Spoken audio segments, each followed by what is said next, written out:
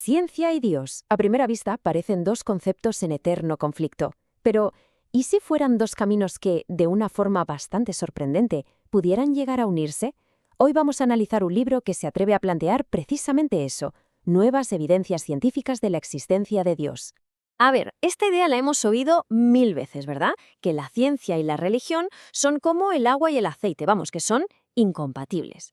La narrativa que suele dominar es que cuanto más entendemos sobre el universo, menos sitio queda para la fe. Pero bueno, ¿y si esa historia de un conflicto inevitable no fuera del todo cierta? El libro que vamos a desgranar hoy, el de José Carlos González Hurtado, propone justo lo contrario. Le da la vuelta a la tortilla, por así decirlo. ¿Y cuál es su argumento principal? Pues es bastante atrevido. Viene a decir que si miramos la ciencia moderna sin ideas preconcebidas, el camino no nos aleja de la fe, sino que de hecho nos lleva casi de la mano hacia la idea de un creador. Vamos a ver cómo defiende esta tesis. El primer gran pilar de su argumento nos lleva al origen de todo, al principio. Según el autor, la cosmología moderna nos está contando una historia sobre cómo nació el universo que tiene unas implicaciones, bueno, asombrosas. Durante mucho tiempo había dos modelos compitiendo. Por un lado, la teoría del estado estacionario, que decía que el universo era eterno, siempre había estado ahí. Por otro, la del Big Bang. Y aquí es donde la cosa se pone interesante, como cuenta el libro. La oposición a la idea del Big Bang no era solo científica. ¿Por qué? Pues porque un universo que tiene un principio suena mucho a que tuvo un momento de creación. Y claro, para muchos eso apuntaba directamente a un creador. Esta cita del físico Arthur Eddington lo deja clarísimo. La noción de un comienzo me parece repugnante. Ojo a la palabra repugnante. No es un término científico, es una reacción casi visceral, muy emocional. El libro usa esto para mostrar cómo un prejuicio filosófico podía estar obstaculizando la aceptación de la evidencia. Pero claro, las emociones no pueden frenar los datos para siempre. La evidencia empezó a acumularse. Primero, en el 64, con el descubrimiento de la radiación de fondo de microondas, que es como el eco que queda de esa gran explosión. Y luego, los satélites COBE y WIMAP no solo lo confirmaron, sino que nos dieron una especie de foto de bebé del universo increíblemente detallada. Y gracias a todos esos datos, de repente teníamos una cifra. El universo tuvo un comienzo. Y fue hace 13.770 millones de años. Ya no era una cuestión de opinión o filosofía, era un dato que se podía observar y medir. El impacto de esto fue tan brutal que George Smoot, uno de los premios Nobel detrás del satélite COBE, lo describió con unas palabras que van más allá de la ciencia. Como recoge el libro, llegó a decir: «Es como mirar a Dios». Y con esto llegamos al centro del argumento del autor sobre este tema. La lógica que él propone es, según dice, inevitable. Si hubo un Big Bang, hubo un principio. Y si hubo un principio, tuvo que haber algo, o alguien, que lo pusiera todo en marcha. Una causa primera. Vaya, un iniciador. Bien, vamos ahora con la segunda evidencia. Y esta nos lleva desde el mismo principio del universo hasta su inevitable final. Aquí es donde entra la famosa segunda ley de la termodinámica.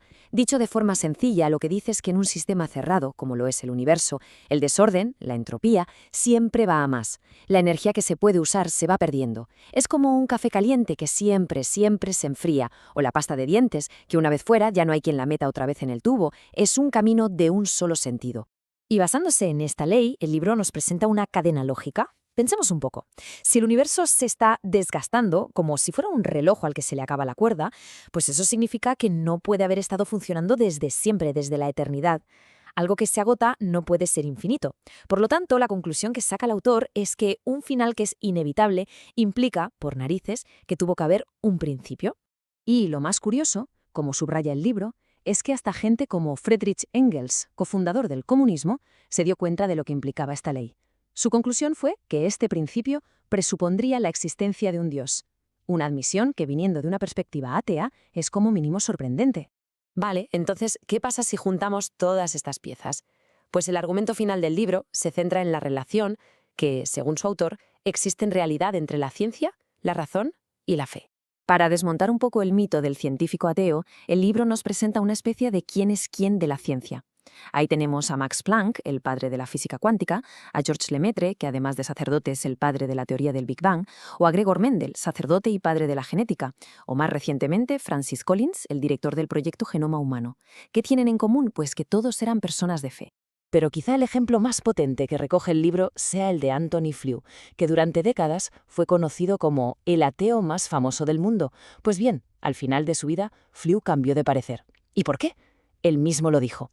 Los argumentos más impresionantes a favor de la existencia de Dios son los que se apoyan en recientes descubrimientos científicos. Así que la conclusión del libro es darle la vuelta por completo a la narrativa popular. La idea no es que la ciencia haya derrotado a la fe.